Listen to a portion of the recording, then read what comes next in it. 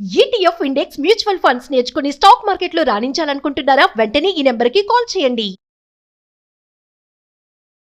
నమస్తే రమగారు. నమస్తే జయ. రమగారు, ఇల్లు ఇంట్లో ఉన్న వారందరూ సుఖ సంతోషాలతో ఉండాలి, సంపద బాగుండాలి, ఆరోగ్యంగా ఉండాలి. ఇలాంటివన్నీ జరగాలంటే ఇల్లాలు చక్కగా ఉండాలి అనేది మనం ఎప్పుడు చెప్పుకుంటాం. ఇంటిని చూసి ఇల్లాలని చూడాలి, ఇల్లాలని చూసి ఇంటిని చూడాలి, అట్లా చెప్పుకుంటాం కదా. అట్లనే ధన సంపద పెరగాలి, భర్త చేస్తున్నది ఏ పనైనా సరే చక్కగా కలిసి రావాలి. ఇలాంటి ఆలోచన ఉన్నప్పుడు ఆ ఇంట్లో ఉన్న స్త్రీ ఏ విధంగా ఉండాలి? ఈ కాలం వాళ్ళు వింటారా జయ? ఇంకా అంటే అది ఎట్లా అంటే రమగారు, వినేవారి కోసమే మనం మాట్లాడుకుందాం. అంతే అంతే. భర్తల వ్యాపారాలు, ఉద్యోగాలు, సంపాదన పెరగాలంటే బేసిక్ రూల్స్ కొన్ని ఉన్నాయి జయ. ఎవరికైనా భర్తలకేంటి, ఒక ఇంట్లో వాళ్ళకి డబ్బులు రావాలి, ధనం వృద్ధి చెందాలి, వాళ్ళు చేస్తున్న ఏ వృత్తి వ్యాపారాలైనా ముందుకెళ్ళాలి అంటే మొదట ఇల్లు శుభ్రంగా ఉండాలి, శాంతిగా ఉండాలి, ఇంట్లో ప్రశాంతత ఉండాలి. ఏ పూజా విధానాన్ని వీళ్ళు అవలంబిస్తారో వాళ్ళ కుటుంబాల్లో ఆ విధానాలు మానకూడదు, మార్చకూడదు. కొత్త దేవుడు అండి అని కొత్త దైవాలను తెచ్చుకోకూడదు. తెచ్చుకో, కానీ పాత దైవాన్ని విడనాడకూడదు. వాళ్ళ ఇంట్లో ఒక పద్ధతి ఉంది. ఇప్పుడు కోడళ్ళు బయట నుంచి వస్తే ఏం చేస్తారంటే జయ, తల్లుల ప్రభావం ఎక్కువగా ఉందనుకో, పుట్టింటి పూజలు తెస్తారు. తేయకూడదని కాదు, తేవచ్చు, పాతది మానేస్తారు. అత్తవారింట్లో ఒక నిత్యము అక్కడ పూజింపబడే దైవము, చేయబడే ఒక విధానము, అవలంబించే ఒక ధర్మము, ఆ ఇళ్లలో ఒక పద్ధతి ఉంది.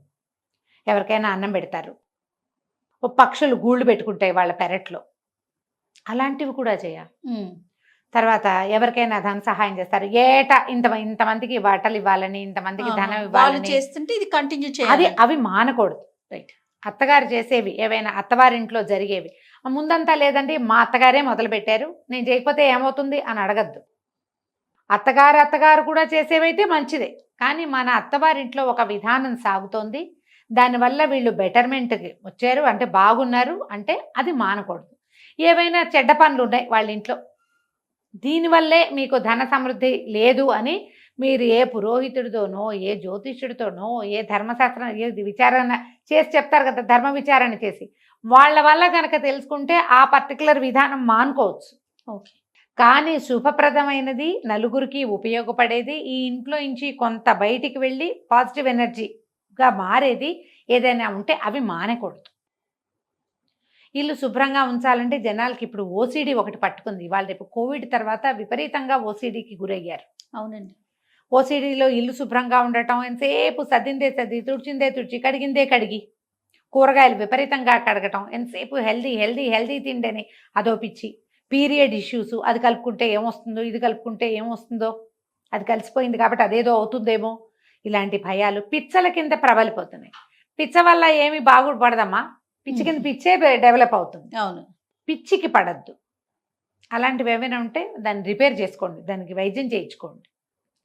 కానీ అక్కడ అంటే చేయబడేటువంటి, అవలంబించబడేటువంటి ధర్మ మార్గాన్ని వదిలిపెట్టద్దు. సాధారణంగా ధన సమృద్ధి అనగానే లక్ష్మీదేవి, ఈశ్వరుడు రెండు విధానాలు ఉండాలి. లక్ష్మీదేవికి పూజ, మామూలుగా లక్ష్మికి పూజ అంటే మనం లక్ష్మీదేవిని పెట్టుకుని లక్ష్మీ అష్టోత్తర శతనామావళి చేసి నిత్యలక్ష్మి పూజ చేయటమే కాదు. లక్ష్మీదేవికి కొట్లాటలు ఉంటే నచ్చదు. మీరు పక్కింటి వాళ్ళతో పోట్లాట, వాకిట్లోకి ఎవరైనా వస్తే పోట్లాట, స్విగ్గీ జొమాటో వాడు వస్తే ఆ వాళ్ళతోటి కూడా వాదన, వాళ్ళతోటి కూడా వాదిస్తారమ్మా. ఏంటో సార్ అనలేదని, అవునన్నారని, మర్యాదగా మాట్లాడలేదని, ఎవరో ఒకరితోటి పోట్లాట. ఇందులో ఆడమగ తేడా లేదమ్మా పోట్లాటలకి, అన్నిటికీ పోట్లాడము. ఇంట్లో వాళ్ళే మా భార్య భర్త కొట్టుకుంటూ ఉండటం, అత్త కోడళ్ళు కొట్టుకోవటం, వీటి వల్ల సమృద్ధి రాదు. అవి తగ్గించుకోండి. వ్యాపారం పెరగాలంటే ప్రధానమైనది సూత్రం అది. ఇప్పుడు భర్తలు చాలామంది అన్నదమ్ములు వ్యాపారాల్లో కలిసి ఉండి ఇళ్లల్లో సెపరేట్గా ఉంటారు, అలాంటి వాళ్ళు కూడా కనిపిస్తారు. మనము వాళ్ళకి తగాదా పెట్టేలాగా ప్రవర్తించకూడదు, సెల్ఫ్కి పెద్దపీట వేయకూడదు, సర్వతోముఖాభివృద్ధి, ఫ్యామిలీ ముందుకెళ్ళాలంటే నా సంగతే నేను చూసుకుంటా అన్న ఊహ చేయకూడదు. అప్పుడు ముందుకెళ్తాం. నీ ఒకదాని కోసం చూస్తే ఇంకేముంది, సంఘటిత శక్తులు అవి ఏమి ఉండవు అక్కడ. మనమే ఉంటాం. కొన్నాళ్ళకి మనం సెపరేట్ అయిపోతాం. ఈ ఒంటికాయ సొంటి కొమ్ము జీవితం ఏం సుఖం? దానివల్ల సుఖం లేదు కదా. అవును. లక్ష్మీ పూజ చేయటం, తర్వాత ఈశ్వరారాధన చాలా మంచిది. ఇప్పుడు మనకేంటంటే పర్వదినాలు వస్తాయి. ఇప్పుడు ఈ నమ్మకాలు లేని వాళ్ళకి ఏం చెప్తామంటే, వాళ్ళకి ఇది పూజ చేసే నమ్మకాలు పెట్టి ప్రార్థన చేసే నమ్మకం ప్రతివాడికి ఉంటుంది. పూజ ప్రార్థన రెండు సమానమేనమ్మా, ఒకటే. నువ్వు అది చేస్తావా ఇది చేస్తావా, ఏ విధానాన్ని అవలంబిస్తే దాన్ని సజావుగా అవలంబించండి. మీకు ఇంకొకటి ఏదో మీ సిస్టము, ఆ సిస్టంలో కూడా దానము, ఇతరులకి సహాయము, ధర్మ ప్రవర్తన అన్ని ధర్మాల్లోనూ ఉంటుందమ్మా. కదా. దేనిది దానికే, దేని రకం దాందే. వాళ్ళకి ఏదో చెప్తారు, ఇంత ఇంత దానం చేయాలని, ఇంత కలిసి ఉండాలి, ఏవో ఉన్నాయి కదా. ఇది ధరించాలి, ఇప్పుడు పూజ చేయాలి, ఈ సమయంలో ఉపవాసం ఉండాలి, అందరికీ ఉన్నాయి. మీకు ఏది ఉంటే అది పాటించండి. ఏ రకమైన ఆరాధన ఉంటే ఆ రకమైన ఆరాధనని ముందుకు తీసుకెళ్ళండి. ఈశ్వరుని పూజ కూడా ఖచ్చితంగా శివారాధన ధన సమృద్ధికి కారణమవుతుంది. శివుడు ఐశ్వర్య ప్రదాత, మోక్షప్రదాత కూడా. ముందు ఐశ్వర్యాన్ని సాధించండి, మీకు లభించిన ఐశ్వర్యాన్ని పంచండి ప్రపంచం మీద. అప్పుడు మోక్షం వైపుకు వెళ్లేందుకు కూడా దారి కనపడుతుంది. అంతే. మీకు వచ్చిన దాన్ని మీరే దాచిపెట్టుకుంటూ ఉంటే కొన్నాళ్ళకి ఏమవుతాం, నరకంలో పడతాం మనం. మోక్ష సాధన లేదు. ఇంకా మనకి ఎంత వచ్చినా సరే అందులో నుంచి కొంత దానం చేయాలి, కొంత ప్రపంచం మీద ఖర్చు పెట్టాలి, కొంత ఇతరులకి అయాచితంగా ఇచ్చేసేయాలి. వాడు అడిగితే ఇవ్వడం కాదు, నీ అంతటి నువ్వే ఇస్తూ ఉంటే వస్తూ ఉంటుంది. వ్యాపార సూత్రంలో ప్రధానమైనది జయ, ఎంత బయటికి వెళ్తే అంత వస్తుంది. 10 వాళ్ళని పెంచుకోండి. అందరివి ఒక 10 కుటుంబాలు, 10 మంది ఉన్నారు మీ దగ్గర, 50 మంది ఉన్నారు, వాళ్ళందరూ బాగుండేలాగా చూసుకోండి. అందరూ సంతోషంగా ఉండాలి. ఎవరికో ఏదైనా ఇబ్బంది వచ్చింది, ఈ సంస్థ ఎవరైతే ఉన్నారో వ్యాపారస్తులు, మేము ఉన్నాం పర్వాలేదు మేము చూసుకుంటాం, వాళ్ళు ఇంకా లాయల్గా పనిచేస్తారు. దాని నుంచే కదమ్మా డబ్బు వచ్చేది. మన వ్యాపారం ఇంకా బాగా పెరుగుతుంది. ఇవన్నీ బేసిక్ రూల్స్ కదా. అంతే కదా. ఇవి ఒకళ్ళలో ఉంటే సరిపోదు జయ, మంది మీదకి వెళ్ళాలి ఇవి. ఇప్పుడు ఒక ఫ్యామిలీ పెద్దకి ఈ రకమైన అవగాహన ఉంది, మిగిలిన వాళ్ళంతా వ్యతిరేకించకూడదు. వాళ్ళు వ్యతిరేకిస్తుంటే వాళ్ళని కూర్చోబెట్టి వాళ్ళకి అర్థమయ్యేలాగా చెప్పాలి.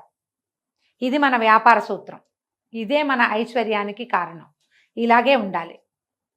దీన్ని ఈ రకంగా మీ ఐడియాలజీ అంతా బయట ఏదైనా చేసుకోండి, ఈ ఫ్రేమ్లో మాత్రం ఇంతే మీరు, అంతే. ఇలా ఖచ్చితమైన నియమావళి గనక ఈ ఇళ్లల్లో ఉంటే ఆడవాళ్ళకి ఉండాలి. మగవాళ్ళు దానాలు చేసేవాళ్ళైనా ఆడవాళ్ళ చేతులు చిన్నవనుకో కష్టం, ఇంకేమిస్తారు. అవును కదా. పూర్వం అట దీని మీద చిన్న కథ చెప్తా చూడు. ఒక ఆయన పిసినారు వాడు, వ్యాపారస్తుడు, బాగా సంపాదించాడు. భార్య ఆవిడకి ఏంటంటే ఇలా సంక్రాంతి వచ్చిందంటే దానం చేసేయాలి, 4 బస్తాలు అక్కడ పెట్టించు, నేను దానం చేసుకోవాలనేది. ఆవిడ పెద్ద పెద్ద అరిచేతులు, తీసిందంటే తవ్వెడొస్తాయి. అయిందా. ఆయన ఏం చేశాడు, కుమారుడికి పెళ్లి చేశాడు. 22, 21 ఏళ్ళు వచ్చినాయి, పిల్లకి 16 ఏళ్ళ చిట్టి పిల్ల, అందమైన పిల్లని చేసుకున్నాడు. ఆ పిల్ల ఆయనకి తెగ నచ్చింది. దాని బుజ్జి బుజ్జి చేతులు, చిట్టి చేతుల పిల్ల. కొంతమంది ఉంటారుగా. అక్కడి నుంచి పెళ్ళి అవగానే ఏమన్నాడు, ఏమే ఇన్నాళ్ళు నువ్వు చేసావు దానం, ఇక నుంచి కోడలు చేస్తుంది, నువ్వు ఇంకా బియ్యము దానం చేయడానికి పూనుకోవద్దు. ఓకే. వాళ్ళు నవధాన్యాలు వాకిట్లో పెట్టించాడు. దాన్ని 9 కాదులే, కొన్ని గోధుమలని జొన్నలని పెట్టించారు. అమ్మ జొన్నలు పెట్టమ్మా అన్న వాళ్ళకి జొన్నలు పెడుతుంది. అత్తగారి పిడికిలతో పెట్టింది అనుకో దోసెడవుతాయి అవి. కోడలు పిడికిలతో పెడితే చిన్నే అవుతాయి, ఎక్కువ ఉండవు. అమ్మాయి చక్కగా దానం చేయమ్మా నువ్వు అని కోడలు కప్పచెప్పాడు. కోడలు కప్పచెప్తే కోడలు ఏం చేసేది, ఒక పిడికిలు చాలదు, 3 పిడికిళ్ళ దానం దాని పుట్టింట్లో అది నేర్చుకుంది. ఈయన 3వ రోజు సాయంత్రం ఊరి నుంచి తిరిగి వచ్చాడు, చూసుకున్నాడు బస్తాలన్నీ ఖాళీ. పిల్ల కనుక పిడికిడితో కాదు దోసెడితో పెట్టినా ఎక్కువ పోవే, సగం పైగా ఉండాలి. ఆశ్చర్యపోయాడు, ఇదేమిటి ఇటా అయింది అని ఆ అమ్మాయిని అడిగాడు. అమ్మాయి అందరికీ దానం చేసామంటే, చేశాను మామయ్య గారు, చక్కగా చేశానండి.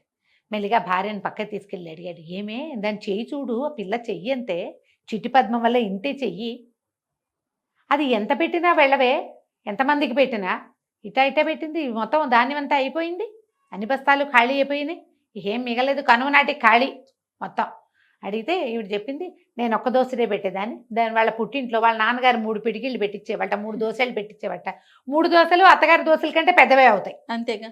వీళ్ళ అలవాటుగా పెట్టింది, నువ్వు దానం చేయమని ఇచ్చేవు. ఆయన నెత్తి మీద చెయ్యేసుకున్నాడు. వెళ్ళే అలవాటు ఉంటే మన ఇంట్లో నుంచి ఎట్లయినా వెళ్ళిపోతుంది. ఆ దారి చెయ్యండి. పిల్లలకి కూడా అట్లా డొనేట్ చేసే అలవాటు చేయండి. పిల్లల పాత బట్టలు డొనేట్ చేయండి, పాత పుస్తకాలు డొనేట్ చేయండి, కొన్ని కొత్త బట్టలు కొత్త పుస్తకాలు కూడా చేయండి. పాతవే చేసి ఊరుకోవద్దు, అవును. కొత్తవి కూడా చేయండి. చదువుకునే పిల్లలకి చదువు చెప్పించండి. పని వాళ్ళ పట్ల అతి కఠినంగా వ్యవహరించద్దు. చెయ్యి విడిస్తే సంపద వస్తుంది. లక్ష్మీ పూజ, శివారాధన ఈ 2 నియమంగా ఉంచుకోండి. రైట్. నమస్తే అమ్మగారు. నమస్తే జీ.